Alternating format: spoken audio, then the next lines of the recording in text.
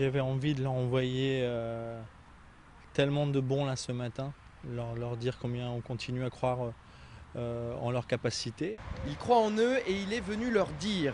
Mardi matin, Olivier Piqueux, le manager général d'Angesco, a tenu à rassurer ses joueurs et à leur redonner confiance.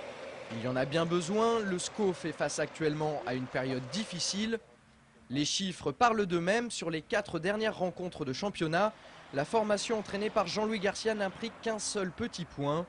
Conséquence, Angers est passé de la 4e à la 11e place au classement et ne possède plus que 3 points d'avance sur le premier relégable. Alors, état d'urgence ou non, réponse de Jean-Louis Garcia. Nous sommes 11e du championnat, quel état d'urgence? C'est l'état d'urgence à Nantes qui est 20e avec 3 points. Nous aujourd'hui on est 11e de notre championnat, il y a encore 9 équipes derrière nous. Alors bien entendu, il ne faut pas traîner en route. On a un match important qui se profile vendredi. Mais il faut pas céder à la panique, il faut rester serein, il faut continuer à travailler. Je crois en ce groupe, j'ai confiance à la qualité de mon équipe. On ne pouvait pas être très bon en début de saison au bout de 4 matchs et maintenant très nul. Évidemment, le SCO n'a pas tout perdu de son jeu et de son talent. En revanche, depuis le début de saison, le SCO a montré 2 visages. Le premier, c'est celui des 4 premières journées avec une équipe réaliste devant le but et solide défensivement. Le second, c'est celui qui a suivi le match de Clermont avec une formation maladroite dans la finition et beaucoup plus friable sur le plan défensif.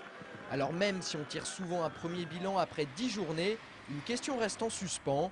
Le groupe est-il aussi fort et expérimenté que celui de l'année dernière? Non, il n'est pas aussi fort, il est plus fort. Aujourd'hui, on a un groupe beaucoup plus cohérent. Maintenant, vous l'avez vu, ce matin, il y a une dizaine de blessés. Depuis le début de saison, on n'a pas été épargné. Jean-François Rivière, bon, je ne vais pas tous les nommer, mais tout le monde est passé par l'infirmerie. Donc voilà, mais notre groupe est bien plus fort que l'année dernière. Malgré le départ de Faïd Ben Kalfala, malgré le départ de Cédric Lecluse et de Guy Moussi. Vous savez, le club continue à passer des caps. L'année dernière, on était un promu. Donc tout le monde nous voyait redescendre au bout de 2 journées de championnat. À l'arrivée, on était 3e à la trêve et on a fini 10e. Donc voilà, je ne vois pas ce qu'il y a de différent. Cette année, on repart, on commence un très bon début de saison. On a une période un peu plus difficile au mois de septembre. Mais il nous reste tellement de matchs, tellement encore de travail à réaliser, tellement de beaux moments à vivre. Il faut simplement intégrer les défaites. Vous savez, même quand on est champion, le parcours, c'est 20 victoires, 10 nuls et 8 défaites. Donc on ne gagne pas les matchs, tous les matchs, même quand on est champion.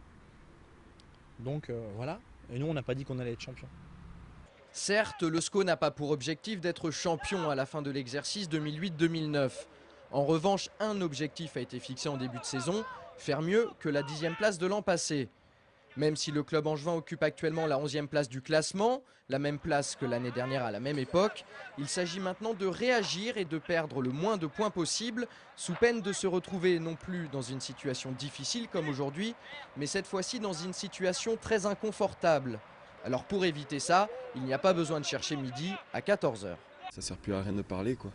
Il faut que sur le terrain tout le monde se lève, se lève le cul et puis on arrivera à retrouver les beaux jours qu'on a eu. Mais bon, je veux dire, chacun doit se remettre au boulot, chacun doit faire son autocritique et savoir ce qui va et ce qui ne va pas. Et voilà, mais bon, je pense qu'il faut arrêter de parler, de chercher des explications. Seule explication, c'est que si on gagne dès vendredi, il n'y aura personne qui pourra parler, quoi. Gagner vendredi soir contre 3, c'est sans aucun doute la meilleure des réponses possibles pour la bande à Padovani. Demain, dans SCO News, nous parlerons de ce match coup près entre le SCO et les Stacks. Ce sera également le cas dans l'émission Foot avec un invité de premier choix. Cet invité, c'est Philippe Brunel, le capitaine d'Angesco. Foot, c'est demain jeudi à 19 h 45 sur Angers 7.